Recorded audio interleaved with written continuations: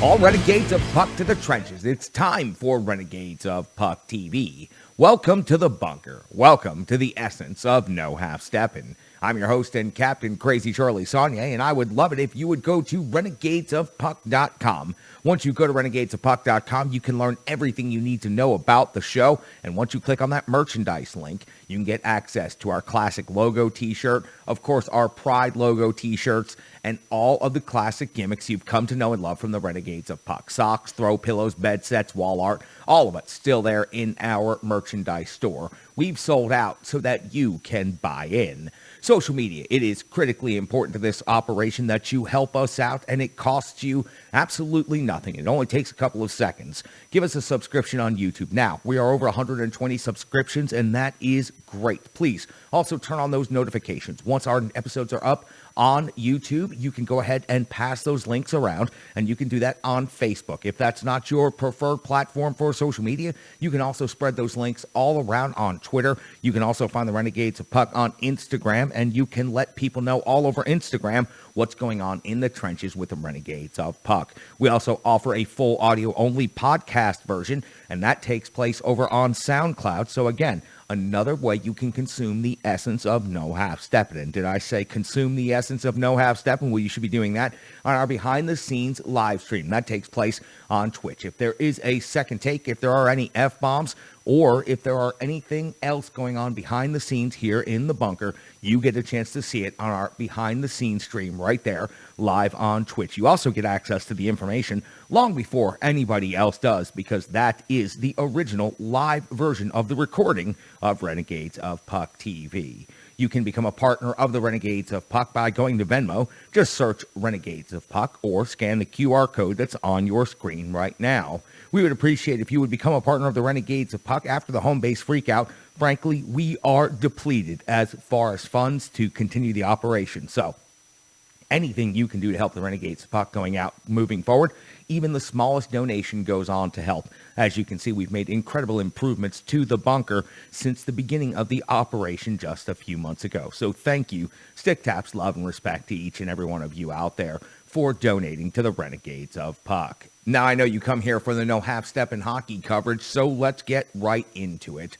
For the Renegades of Puck, this is show number 617. That's right, Operation 617. And we sit here in the bunker. The Nashville Predators currently find themselves in fourth place in the Central Division. Now they've played 56 games. And when you look at the games played throughout the rest of the Central Division, almost everybody has played the same amount of games now. So games in hand are not nearly as big a deal as they were a month ago. The Nashville Predators have a record of 32-20-4. 68 points has them in fourth place, 1 point behind third place Minnesota, 3 points behind second place St. Louis, and 19 points behind first place Colorado.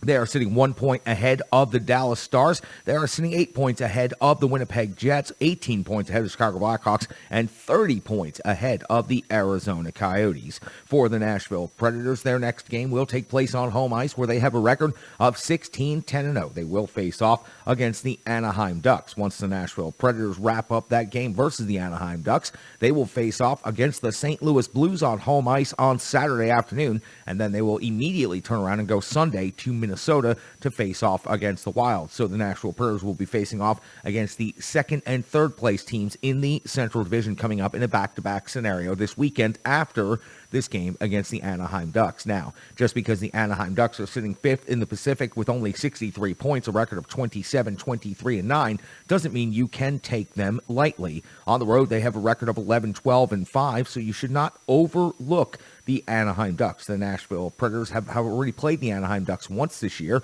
It was back on the 22nd of November. It was the Preds defeating the Anaheim Ducks at Bridgestone Arena. UC Saros got the victory, going 29 out of 31 in the game. It was Granlund, Johansen, and Trennan with a goal each, and Gibson took the loss for the Anaheim Ducks, 32 out of 35. These two teams will play one more time this season. The Preds will make their one and only trip out to Anaheim. That'll take place later this month on the 21st.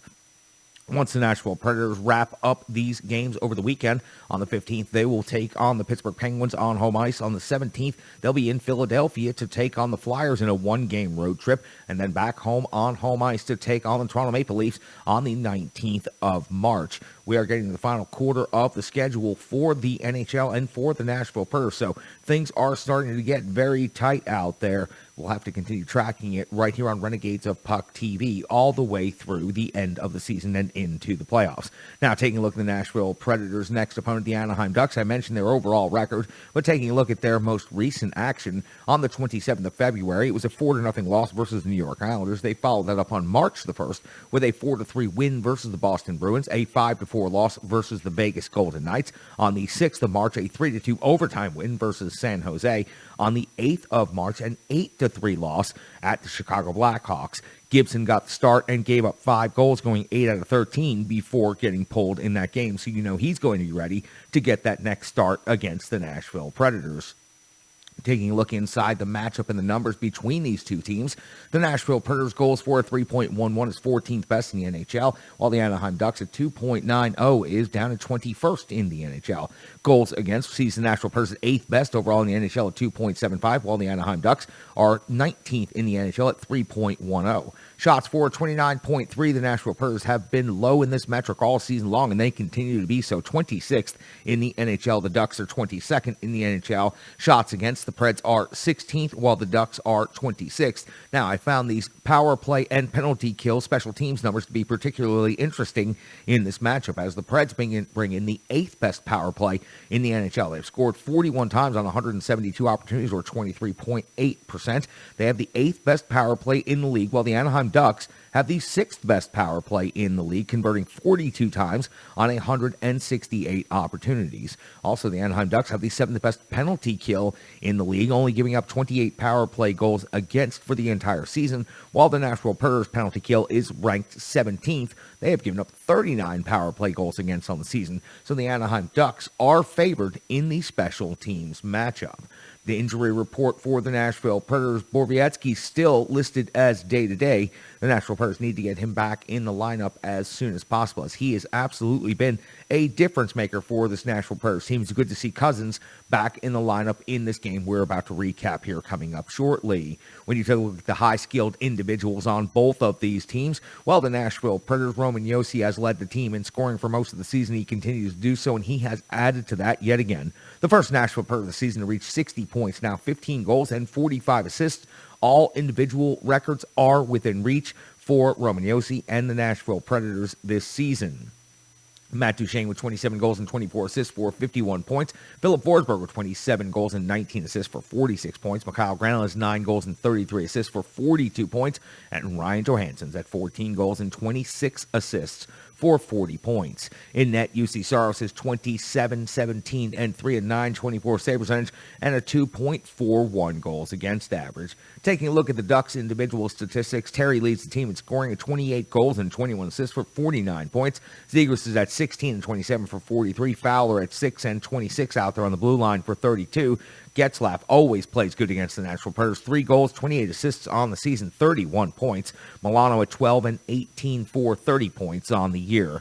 Gibson, numbers not where you might expect. 17, 16, and 8, and 907 save percentage, and a goals against average of 3. And again, gave up 5 goals against the Blackhawks in his most recent start before getting pulled. For the Nashville Predators, it is very simple. There is an incredibly huge division back-to-back coming up over the weekend. You cannot overlook this Anaheim Ducks team. You've beaten them once already this season, and you'll have another opportunity to do so after this game. It is important that you remain focused and that you bring the jam against a team that, frankly, you should be able to beat, especially on home ice.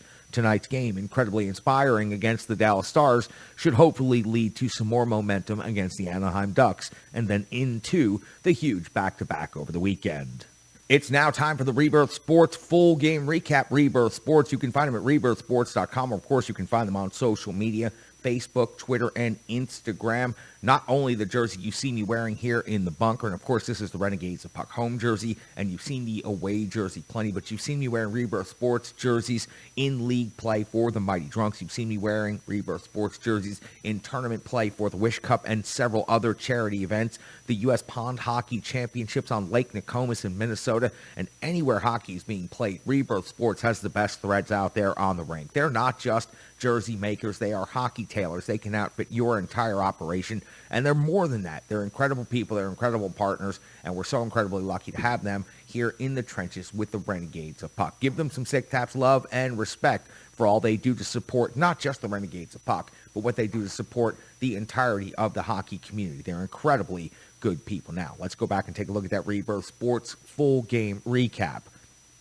It was the Nashville Predators welcoming in the Dallas Stars to Bridgestone Arena for the final meeting of the regular season matchup between these two Central Division rivals. John Hines deployed his line as following: Forsberg, Johansen, and Duchesne, Tolvanen, Granlund, and Cunnin, Trenton, Sissons, and Jeannot. Cousins back in the lineup. McCarron and Tomasino round out your fourth line.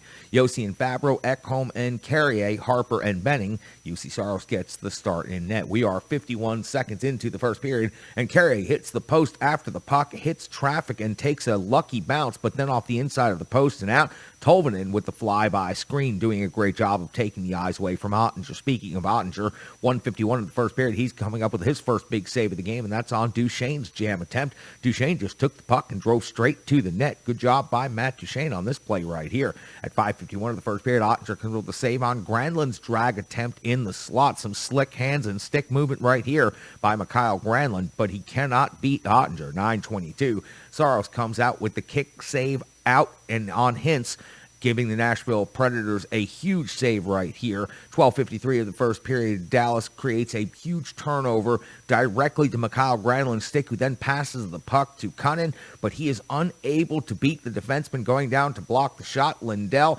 throws the leg out and does an incredible job keeping the Nashville Predators off the board. At this point in time, I made the note the Predators are controlling the game. It's very tight out there, and it's not quite a playoff field, but it is very tight, checking like a playoff type of game. We are definitely getting to that point in the schedule. 17:46 of the first period, Ottinger comes with a save on Sissons after a setup by Trenton. That leads to a scrum after the whistle at 18:27.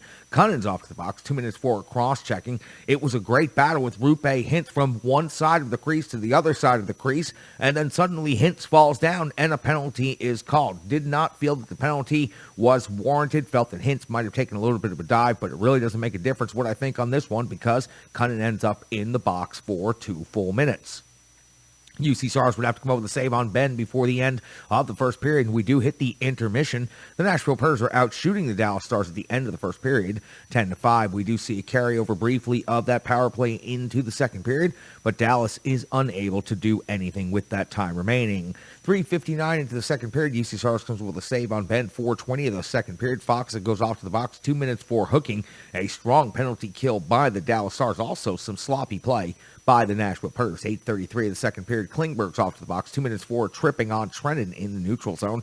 Turnovers and sloppy passing, plus a decent penalty kill by the Dallas Stars, equal a very bad 2-minute looking power play for the Nashville Predators. At 11:48, Ottinger comes up with a huge save, keeping the Nashville Predators off the board. At 12:23, Saros comes up with a save on Sagan. 18:13, Ottinger comes up with a save on Cunnin after the give and go on the rush, but the Nashville Predators cannot convert. We hit the intermission now, and the Nashville Predators are out shooting the Dallas Stars 24-13. There are no goals in the game.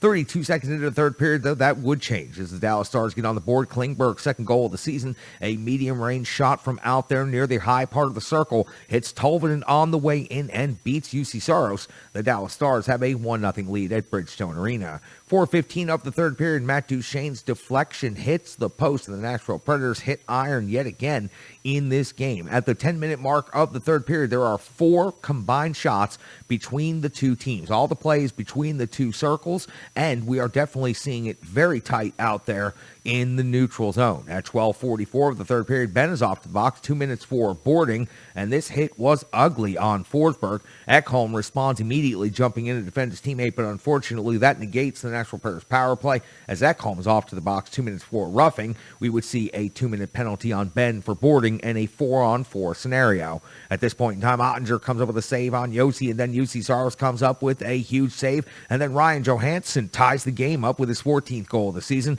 He finds the loose puck that Carrier was trying to pass over to him. He cuts through the slot. He uses his length, and he abuses Ryan Suter standing still at the top of the crease, tying this game up at 1 apiece. Ryan Johansen's 14th goal of the season, and Bridgestone Arena really needed this one. 17:47, the roof is knocked off of Bridgestone Arena by Ben Harper's hit that absolutely destroyed Glendening. It will be seen far and wide on the highlight reels. If you haven't already seen it, you sure will. 18:38 of the third period, the captain Roman Josi's got his 15th goal of the season. It was Dante Fabro doing some great work along the wall. The two defensive partners switched off, make a couple of quick passes, and then Fabro feeds out to the captain out near the blue line, and Roman Josi takes the long shot through traffic, beating Ottinger, giving the Nashville Predators a 2-1 lead. In 1943, UC Saros comes up with a huge save on Sagan and then survives the mad scramble to finish the game with the extra attacker. The Nashville Predators find themselves down by 1 goal and then suddenly get 2 goals and steal this game away from the Dallas Stars at Bridgestone Arena. Your final is 2-1. The Preds outshoot the Dallas Stars 31-23. Without a doubt, UC Saros played his best hockey right there in the third period, and so did the Nashville Predators. It was a tight checking game. It was kind of a plotting game in between the face-off dots, up and down through the neutral zone all night long, but the Nashville Predators are finally able to break through and able to get 2 goals, and they win the season series in an incredibly important first of 3 incredibly important Central Division games this week for the Nashville Predators. Now, next up is the Anaheim Ducks, and then the back-to-back St. Louis and Minnesota. UC Saros in this game was 22 out of 23. The only puck that got by him was deflected off of one of his own teammates with some strong traffic in front. It was a strong finish in a huge game, especially in that third period. Nostradamus is here to talk to us about everything that happened in that game and everything happening between the pipes for the Nashville Predators. You can find him on Twitter at GreekGoalie35. You can watch him right here on Renegades of Puck TV. He is the one and only Nostradamus. Thank you very much, Charlie. What seemed to be for 53 minutes, the Preds on the losing end of a game against the Dallas Stars. They do come out with the victory, of course, with the 2 late goals. 2-1 final score from Bridgestone Arena. Great performance overall by the Preds. I know the scoreboard didn't look like it for a long time, but they largely dominated possession of the puck. They mentioned it many times on the broadcast how much they were in the offensive zone as compared to Dallas. Dallas did not have a whole lot of pressure all night long against UC Saros, and quite frankly, I'm a big fan of what the Preds have done the last couple of games for UC Saros. I'll get to that in a minute. But Saros, light workload, 22 out of 23 on the night, and was sharp when he had to be. Again, a lot of the time the Preds were in the offensive zone. UC Saros not seeing a whole lot of action, much like we saw the other night against the San Jose Sharks, and he remained completely sharp in net. I mentioned that at the last broadcast that Pekka Rinne's one flaw possibly in his career was if he didn't face a whole lot of shots, he tended to be a little bit flat, didn't handle the puck very well, and would leave rebounds unnecessarily. But UC Saros, very sharp once again. And after having a bad stretch in his career, 6 of the last 7 games before these last couple, he'd get up 3 or more goals. That's the worst stretch of his career as a starter. And he's come back, of course, with 2 solid performances back-to-back. And we're so used to seeing Saros having 30 to 40 shots on goal against. It's nice to see a lighter workload for him, but it's the timeliness of his saves. So it's not the quantity, it's the timeliness now.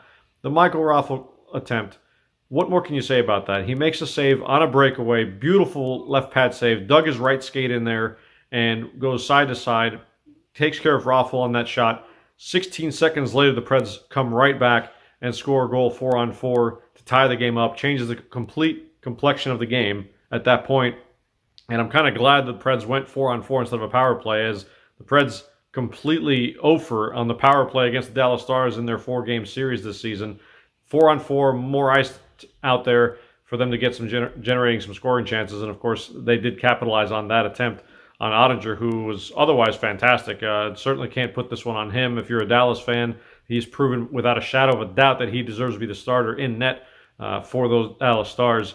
A lot of the credit does go, of course, to his defense and, of course, the 5-man unit that they play in their own zone. The Preds, a lot of possession, a whole lot of blocked shots by the Dallas Stars to keep them in the lead for the vast majority of that third period. But the Preds, again, finally able to break through 4-on-4. And then, of course, the goal by Roman Josi from the point with under a minute and a half to go. So another one-goal game against Dallas. I think that's 9 of their last 11 games that it has been decided by one goal. And I think one of them was an empty net goal that decided it first game of the season against Dallas. So great performance by the Preds overall. UC Saros, this is what I was talking about earlier. UC Saros, the last 2 games, has only faced 43 shots on goal. Now, there were many games this season that he faced 43 in one game or more. So UC Saros, I don't mind them patrolling him out there almost every single night, except for back-to-backs possibly, so long as he's not getting absolutely run into the ground. And right now, I'm very confident that UC Saros continue to play at a Vezina level if they're giving up just 25 shots a goal per night. UC Saros is very sharp in net. He doesn't lose concentration, and it's very difficult to do. You hear May say it on the broadcast also. It's hard just standing back there and not doing anything. And Saros is not a puck handler, as Rene was, where he could kind of keep himself in the game when the puck gets shot in. Saros doesn't handle the puck that well. He tends to stay in his crease, doesn't want to make any mistakes outside of his net area. 4 or more goals in 7 of his last 8 starts. The Preds could possibly feast on John Gibson, who has been struggling here as of late. So UC Saros not facing a whole lot of shots, and now you have John Gibson struggling mightily right now for the Anaheim Ducks. Charlie, take it away. You can find him on Twitter at GreekGoalie35. You can watch him right here on Renegades of Puck TV. Stick taps, love, and respect. My friend, we sure do appreciate having Nostradamus in the trenches right here on Renegades of Puck TV. Let me tell you about Strong Style Fitness, an incredible partner of the show. You can find Strong Style Fitness at StrongStyleFit.com or on Instagram, Twitter, and Facebook. Over 150 workouts by a certified personal trainer now, completely on demand and ready for you at any time. Whether it's your first stretch getting off the couch or you're ready to throw iron like a pro, Tracy's going to take you through each and every one of those workouts, tell you what equipment you need if there are any equipment required, and she's also going to explain how to do each and every one of the movements through. She's a certified personal trainer, and she brings the no half-step and jam to every one of her workouts. It's completely free, it's on demand, and it's right there for each and every one of you Renegades. Again, Strong Style Fitness is an incredible partner here to the Renegades of Puck. Stick taps, love, respect. We sure do appreciate everything that Tracy does for the Renegades of Puck. Ryan Johansen and the Captain Roman Josi stepping up in this game. You want your big-time players stepping up in big-time games, and that's exactly what happened for the Nashville Predators tonight. You throw Roman Josi and UC Saros in also with that grouping, and that trio tonight, that's some of your biggest name players. They stepped up. They played a big game tonight. Ryan Johansen with a goal in this game in his 16:33 in time on ice. The Captain Roman Josi, of course, is just having an incredible season. A goal in this game, 5 shots on goal, 3 block shots, 24-30 in time on ice to lead the team. He is simply incredible, and he is making a run at a number of single-season franchise records for the Nashville Predators. Of course, all of them are held by forwards, so it's even more incredible that a defenseman is making a run at each and every one of these records. Sean C. Smith is going to talk about those players, also everything else that happened at Bridgestone Arena tonight. He's got the intel that you need to know, and he was on the front lines tonight at Bridgestone Arena, so I want to throw it straight over to On the Forechecks, Sean C. Smith. You can find him on Twitter at SCSOTF. You can also watch him right here on Renegades of Puck TV. Sean, it's all yours. Thanks, Charlie. Hey, Renegades, it's Sean C. Smith, and I want to talk to you about the game against the Dallas Stars. First and foremost, something I talked about for a long time, and really ever since they hired Coach Dan Highnote, was to talk about his theory that if you do all of the right things for the entire game, things will open up toward the end of the game. And I think we stopped talking about that for a while, kind of discuss other things and follow other storylines down. But what you saw was what I call an identity win for the Predators. You saw them do the right things for the entire game. You heard Mosh mention the lighter workload for UC Saros, which is a good thing because it gives him a little bit of a rest in the game, not to have to play as much of an intense game. But what that also means, the Predators are playing a strong defensive game in preventing the Stars from getting down and getting set up and getting those high danger chances. Now, of course, we saw a lot of the Dallas Stars blocking the Predators' shots. And what you can say about that is they were playing a strong defensive game too. But the difference maker in this is that the Predators did all of the right things throughout the entire game. If you want evidence, I could point to a few things. First, it seemed like Ben Harpur was trying to murder someone out there, and that will wear a team down rather quickly. And of course, when you saw Philip Forsberg get sent into the boards, that awakened the beast that is Matthias Ekholm, and he was ready to take on the entire team. But those kind of moments are what really strengthen the Preds' nerves there and say, you know what, let's take it to this team. And that's what they did toward the end of the game, after they'd worn the Dallas Stars down by playing a heavy defensive game and also wearing them out along the boards, allowed some space to open up. And you saw the Preds score 2 quick goals to tie and then win the game, and leaving them no opportunity for a comeback.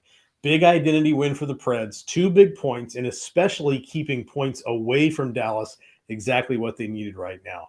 That's all I got for tonight. Charlie, I'm going to send it back over to you. You can find him on Twitter at SCSOTF. You can read his work on theforecheck.com. You can watch him right here on Renegades of Puck TV, or find him at a myriad of podcasts across the landscape of Nashville Predators and National Hockey League coverage. He's got the intel that you need to know. He is the one and only Sean C. Smith. I'd love to tell you about another great partner of the show, Stripe Digital Solutions. You can find Stripe Digital Solutions at stripedigitalsolutions.com. Also social media, Facebook, Instagram, and Twitter. Stripe Digital Solutions is incredible. You're going to need to build your brand. You're going to need a partner to help you with that. Stripe Digital Solutions is absolutely the right partner that can help you. Also can help with so many other things. Stripe Digital Solutions not only help me design, but also helps me maintain renegadesofpuck.com. Help me create the logo that is on the wall behind me, and the logo and the crest that is on the jersey before you right now. Stripe Digital Solutions is simply the best partner you can have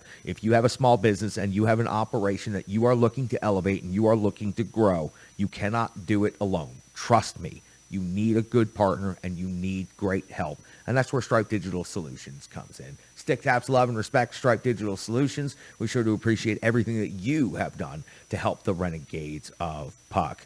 Let me give you a couple of other numbers. I gave you Roman Yossi's numbers just a moment ago, but let me also tell you Ryan Johansen had a goal in this game, and of course Roman Josi had the other goal. Your assists were Matt Duchene, Alex Carrier, and Dante Fabro. Shots on goal leader, Roman Josi with 5. Luke Cunnin also had 3. Philip Forsberg had 3 shots on goal. And then when it came to block shots, Roman Josi led in this game, the entire team with 3 hits. Philip Forsberg had 4 in this game, and he did deliver 1 reverse shoulder check that was pretty incredible. We also saw Ben Harpur have 4 hits in this game. His hit on Glenn Denning will be seen on highlight reels for the rest of the season and probably for a long time to come. It's probably Ben Harpur's most significant contribution as a Nashville Predator at this point in time. Time on ice leaders, no surprises here. Mikhail Granlund leads all of the forwards at 19-15 total time on ice. And for the overall team, the captain Roman Josi at 24-30 in time on ice. UC Saros goes 22 out of 23 in this game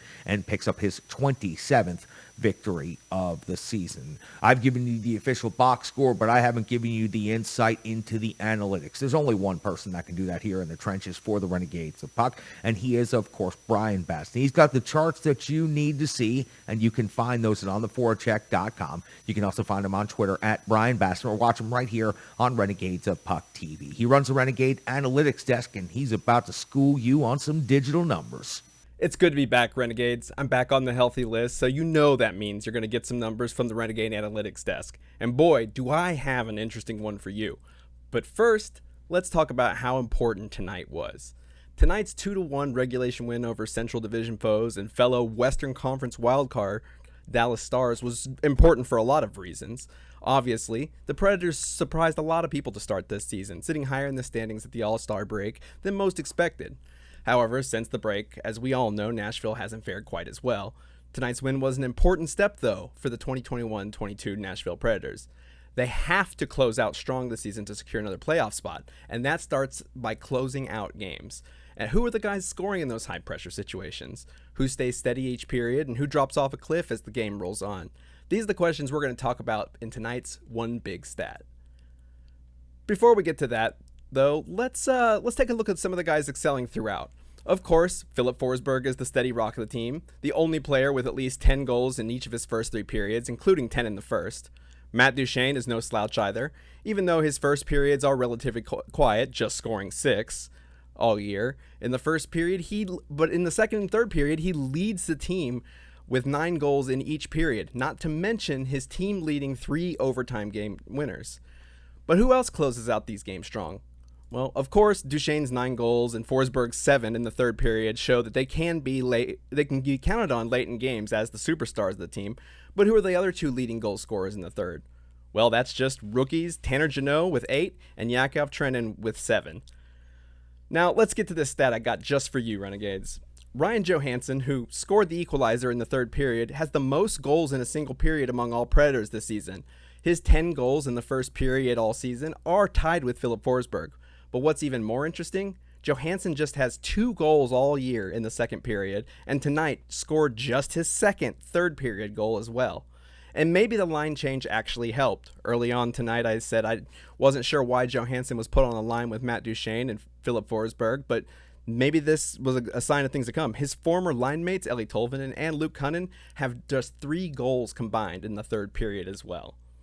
Nashville is going to have to produce offense consistently if they're going to contend in the Stanley Cup playoffs, and they can't just rely on Forsberg, Duchene, and, well, a couple of rookies in crunch time. Ryan Johansen has started strong this season in games, but fades as that game rolls on. But the Predators are going to need more of his and others' late-game scoring touch if they're even going to consider the Cup. And that's tonight's one big stat. You can find him on Twitter at Brian Bass, and you can check his charts at ontheforecheck.com. And, of course, you can watch him right here on Renegades of Puck TV, running the Renegades Analytics desk. Sure to appreciate Brian jumping in the trenches with the Renegades of Puck. Appreciate each and every one of you for jumping in the trenches with the Renegades of Puck. We are getting into the grind of the season now, and as we are coming around to the final quarter of the schedule, going to need everybody to dig in. We're going to really need to commit to that no half-stepping mentality moving forward. You expect the team to have the focus and the drive to finish and get into the playoffs and do something special. Well, that's what we're looking to do here on the show. We've got to make sure we finish this first season here in the bunker very strong. Let's keep building those subscriptions up on YouTube. Let's keep the recruiting efforts going. Let's keep bringing the Renegades of Puck to the trenches one by one if we have to, day by day. We can keep adding. We will be here for the long haul. So make sure you're out there doing the recruiting. Make sure you're passing the links around. Make sure you are helping us. Retweet those links. Please make sure you're spreading the word around about the Renegades of Puck. We appreciate everything that you have done to help us grow to where we are so far. We are already winning awards. We are already starting to make a dent in the hockey community, and we are already becoming a force for positivity. The more numbers that we have, the more Renegades of Puck we have in the trenches, the easier it will become for us to accomplish the things that we want to accomplish. I appreciate each and every one of you. For Mostradamus, for Sean C. Smith, for Brian Baston, for K. Perk, and of course, for the ultimate one. I'm your host and captain, Crazy Charlie Saunier. Stick taps, love, respect. I'm back. But on a very serious note first, I do want to thank each and every one of you that showed up to Home Base Freakout. It meant a tremendous deal to myself, to Charlie, to Eric Young, to the rest of the Renegades. We put on a huge endeavor, and you showed up, and you showed up strong, and we thank you. And hopefully that's just the first of many, many events that the Renegades of Puck are going to throw. Because if there's one thing we know how to do, it's throw a party and throw it well. But more importantly, we had a game against the Stars, and it didn't look so good. We weren't making our chances.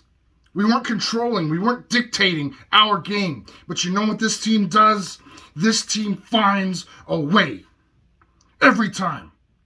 You dig, you claw, you scratch, you fight, and you scrap for every inch of ice. And you do not stop until the whistle's blown and the final horn sounds. And you find 2 goals out of nowhere to win the game. It's what we do. It's what we are. That's what this team is. We don't die. We don't quit. We don't sit back. We push and we fight. And if there's one team that knows that lesson well, it's the Anaheim Ducks. Every Game 7, every homestand, every single time a Duck walks into Bridgestone, Where do they leave? With their head on the boards, towels draped over their heads, screaming to the rafters, when, Lord, when's gonna be our time? When will we beat Smashville? When will we finally get their number? Well, I can tell you, it's not gonna be tonight. Not anytime soon. Not in my house, not while I'm on the watch, and not while the Renegades have breath left in their bodies. We are this team. The fans are this team. The Renegades are this team. We push the Predators on to victory after victory after victory. I want another one, and another one, and another one. This is our house, and 17,500 strong of my closest friends and family will not be silenced. So Anaheim, study the tape. Get into your flying V and fly right into our trap. Because Anaheim, it's duck season.